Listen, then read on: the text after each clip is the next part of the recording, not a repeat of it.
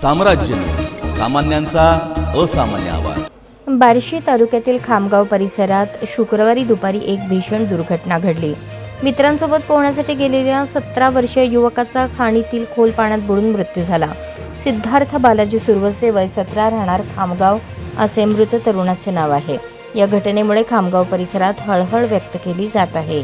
मिळालेल्या माहितीनुसार शुक्रवार 24 एप्रिल रोजी दुपारी 2च्या सुमारास सिद्धार्थ आपल्या मित्रांसोबत खामगाव बार्शी रोडवरील येडेश्वरी सहकारी साखर कारखान्याजवळ असलेल्या एका खाणीत पोहण्यासाठी गेला। सिद्धार्थला पोहता येत नव्हते, मात्र पाण्याचा अंदाज न आल्याने तो अचानक खोल पाण्यात गेला।